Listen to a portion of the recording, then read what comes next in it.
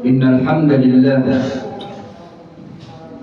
نحمده ونستعينه ونستغفره ونعوذ بالله من شرور أنفسنا ومن سيئات أعمالنا.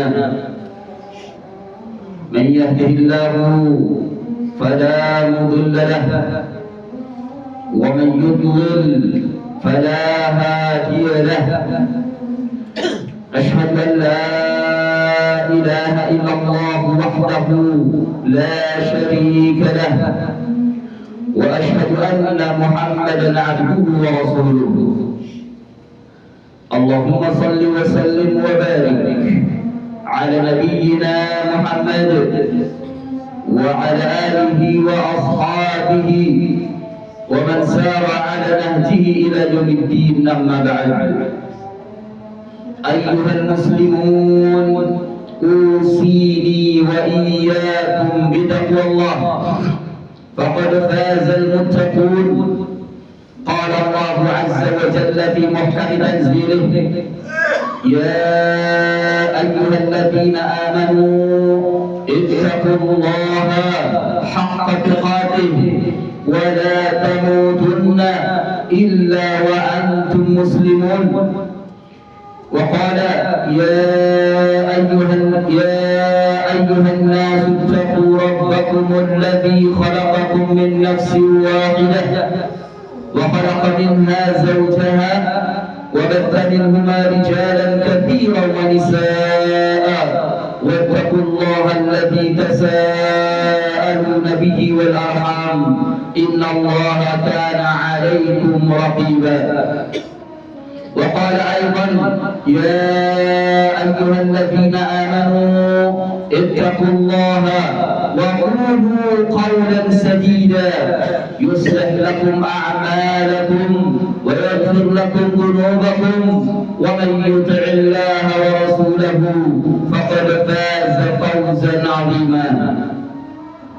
وقال النبي صلى الله عليه وسلم: فإن أصدق الحديث كتاب الله وأحسن الهدي هدي محمد صلى الله عليه وعلى آله وسلم وشر الأمور محدثاتها وكل محدثة بدعة وكل بدعة ضلالة وكل ضلالة في النار.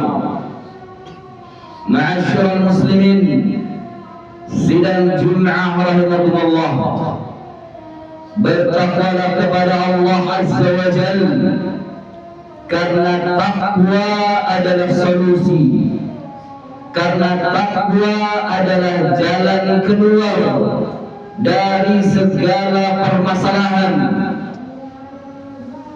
dari permasalahan dunia atau permasalahan agama. Takwa adalah jalan keluar selain daripada teknis atau sistem atau yang lainnya, tapi semua dilandasi dengan ketakwaan kepada Allah Azza wa Jalla. Maka jalan keluar dari segala permasalahan Allah akan berikan. Perhatikan firman Allah Subhanahu wa taala dalam surat Al-Falaq. Allah berfirman: "Wa may yattaqillaha yaj'al lahu makhraja wa yarzuqhu min haitsu la yahtasib." Siapa saja yang bertakwa kepada Allah, maka Allah akan jadikan baginya jalan keluar, makhraja, solusi. Berkata Abdullah bin Abbas radhiyallahu anhu, yang dimaksud dengan makhraja yakni yunjihi min kulli karbin fid dunya wal akhirah. Jadi Allah Subhanahu wa taala akan menyelamatkan dari segala kesulitan, dari segala mara bahaya, dari segala musibah di dunia wal akhirah, di dunia dan di akhirat. Wa yarzuqhu min min haitsu la yahtasib, dan dia akan diberikan rizki dari jalan yang tidak disangka-sangka, dari jalan yang tidak ia kira, dari jalan yang tidak pernah ia inginkan. Ternyata Allah Subhanahu wa taala akan memberikan rizki daripadanya. Demikian juga tafsir yang lain berkata Ar-Rabi' bin Hutaymi, yang dimaksud dengan yaj'al lahu makhraja min kulli syai'in dhaqa 'ala nas, dari segala sesuatu yang manusia merasa sempit darinya, dari kesempitan-kesempitan yang dialami oleh manusia, maka ketakwaan itu adalah merupakan makhraja, jalan keluar. Demikian juga yang dikatakan oleh Qatadah. Qatadah mengatakan ketika mentafsirkan wa may yattaqillaha yaj'al lahu makhraja ay minasyubuhatil umuri wal karbi 'indal maut, dari segala syubhat, dari segala kerancuan, perkara-perkara dan kesulitan ketika menghadapi kematian. Wa yaj'al wa yarzuqhu min haitsu la yahtasib, yani min haitsu la yarju aw la ya'man, dari sisi yang dia tidak pernah harapkan dan juga tidak pernah ia bayangkan. Ini yang dimaksud dengan yarzuqhu min haitsu la yahtasib. Ma'asyiral muslimin sidang Jumat rahimakumullah, ini menunjukkan bahwa di antara keutamaan bertakwa kepada Allah adalah akan memberikan jalan keluar. Mungkin yang jadi persoalannya adalah, bukankah takwa itu adalah amalan hati? Sebagaimana sabda Nabi sallallahu alaihi wasallam, at-taqwa hauna, at-taqwa hauna, at-taqwa hauna. Takwa itu di sini, takwa itu di sini, takwa itu di sini, sambil mengisyaratkan dengan jarinya di dada. Yani maksudnya di dalam hati. Kok bisa ketakwaan bisa menjadi jalan keluar? Ma'asyiral muslimin sidang Jumat rahimakumullah, na'am, takwa adalah merupakan landasan dari segala perbuatan manusia. Kita tidak menafikan langkah taktis, langkah teknis untuk memberikan solusi, tidak. Namun kalau langkah taktis, langkah teknis ini didasari dengan ketakwaan kepada Allah, sungguh jalan keluar itu akan terbuka, terbentang, karena Allah yang memberikan. Berbeda jika kita memiliki langkah taktis, langkah teknis untuk memberikan jalan keluar, tapi tidak dilandasi dengan ketakwaan. Bisa jadi langkah taktis dan langkah teknis ini tidak sesuai dengan Al-Quran dan Sunnah, tidak sesuai dengan apa yang diinginkan oleh Allah dan Rasulnya. Dia disebabkan karena manusianya mengambil langkah taktis atau langkah teknis yang tidak sesuai dengan ketakwaan, yang mengambil keputusan tidak didasari dengan ketakwaan, maka terkadang jalan keluar itu tertutup. Dia tidak bisa, tidak ada terlihat jalan keluar di sana. Meskipun mungkin langkah taktis dan teknis ini sangat jitu, sangat bagus, tapi kalau tidak dilandasi dengan ketakwaan, maka itu tidak akan bisa memberikan jalan keluar. Atau mungkin ialah akan berikan jalan keluar, tapi jalan keluar yang didapat tidak mendatangkan barokah sama sekali dari Allah Azza wa Jalla. Ini menunjukkan bahwa sangat penting manusia bertakwa kepada Allah Subhanahu wa taala.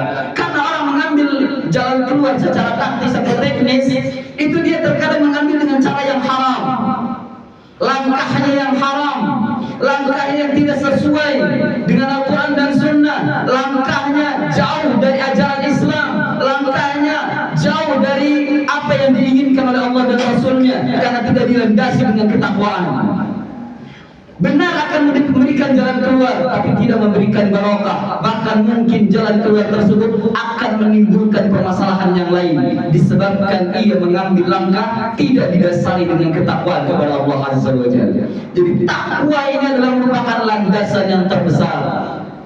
Sebaliknya, ada orang yang menghadapi permasalahan, namun ia tingkatkan ketakwaan kepada Allah Azza wa Jalla. Dia tidak ada cara lain kecuali meningkatkan ketakwaan kepada Allah. Ia tingkatkan salatnya, ia jaga puasanya, ia menunaikan zakat atau berinfak dan sedekah, bahkan menjalankan ibadah-ibadah yang lainnya dengan dilandasi tauhid kepada Allah Subhanahu wa taala, keikhlasan kepada Allah Subhanahu wa taala, bertakwa kepada Allah Azza wa Jalla.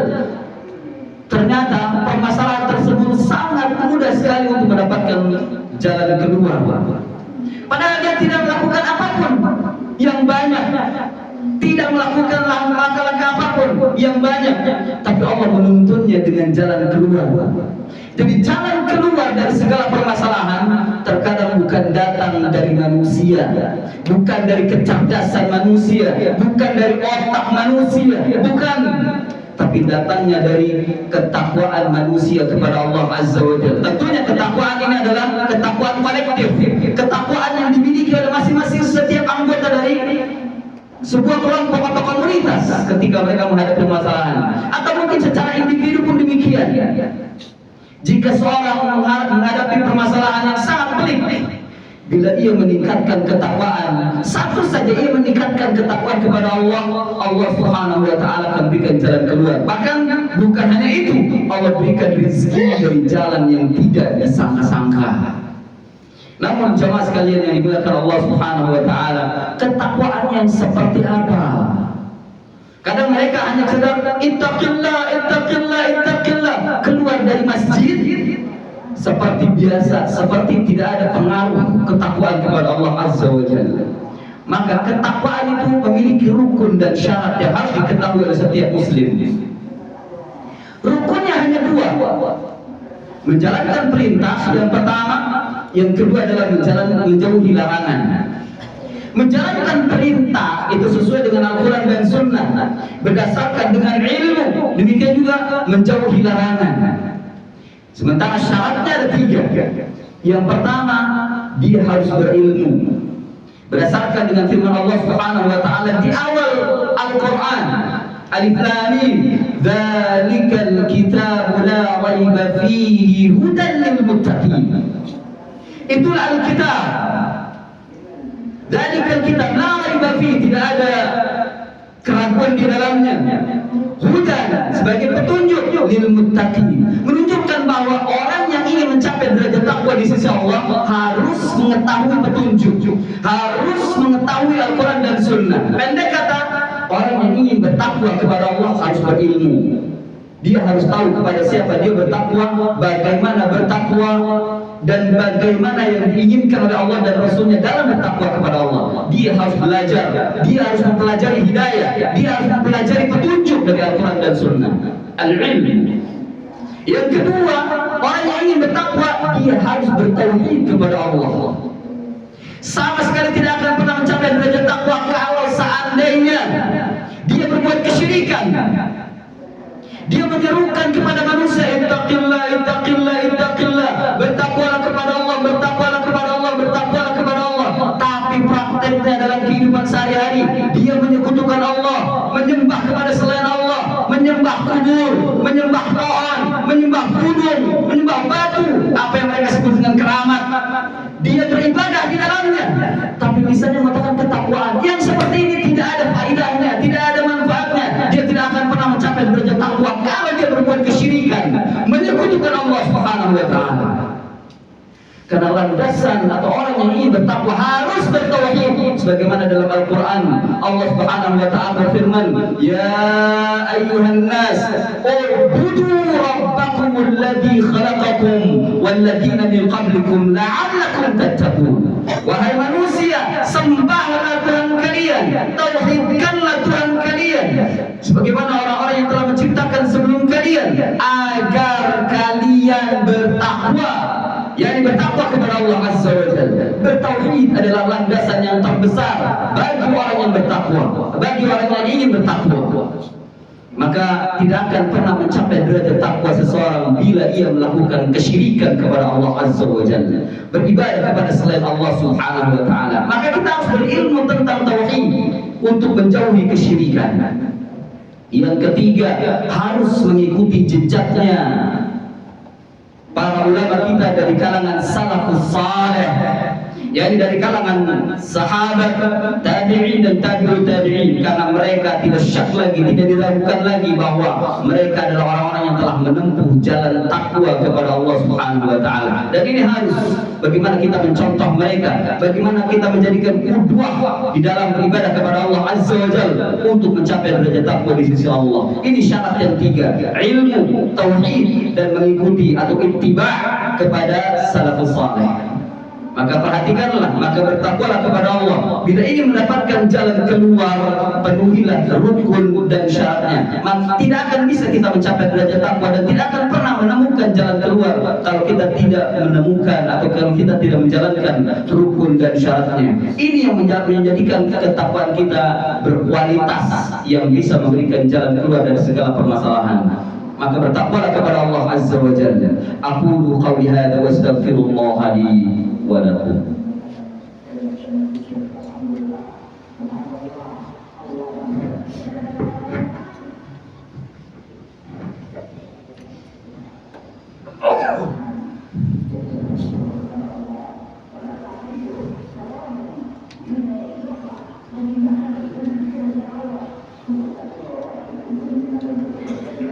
Alhamdulillah hamdan katsiran kama amara fantahu ma naha anhu wa hadar. Ashhadu an la ilaha illallah wahidul qahhar wa ashhadu anna Muhammadan abduhu wa rasuluhu sayyidul bashar. Allahumma salli wa sallim wa barik ala nabiyyina Muhammad wa ala alihi wa ashabihi wa man sara ala nahji ila yaumiddin, amma ba'd. Kita berdoa kepada Allah Subhanahu wa taala agar senantiasa Allah Subhanahu wa taala memberikan petunjuk kepada kita, yakni kepada jalan yang lurus, kepada hidayah. Hidayah itu taufik, karena ini yang kita butuhkan, agar Allah Subhanahu wa taala senantiasa memberikan petunjuk, hidayah di jalan yang lurus untuk mencapai derajat takwa di sisi Allah Subhanahu wa taala. Allahumma shalli ala Muhammad wa ala ali Muhammad kama shallaita ala Ibrahim wa ala ali Ibrahim innaka Hamidum Majid. Allahumma barik ala Muhammad wa ala ali Muhammad kama barakta ala Ibrahim wa ala ali Ibrahim innaka Hamidum Majid. اللهم اغفر للمسلمين والمسلمات والمؤمنين والمؤمنات الأحياء منهم والأموات إنك سميع قريب مجيب دعوات. ربنا أرنا الحق حقا وارزقنا اتباعه وأرنا الباطل باطلا وارزقنا اجتنابه. ربنا لا تزغ قلوبنا بعد إذ هديتنا وهب لنا من لدنك رحمة إنك أنت الوهاب. ربنا هب لنا من أزواجنا وذرياتنا قرة أعين واجعلنا للمتقين إماما. ربنا ظلمنا أنفسنا وإن لم تغفر لنا وترحمنا لنكونن من الخاسرين. ربنا آتنا في الدنيا حسنة وفي الآخرة حسنة وقنا عذاب النار. وآخر دعوانا أن الحمد لله رب العالمين. عباد الله، إن الله يأمركم بالعدل والإحسان وإيتاء ذي القربى وينهى عن الفحشاء والمنكر والبغي يعظكم لعلكم تذكرون ولذكر الله أكبر.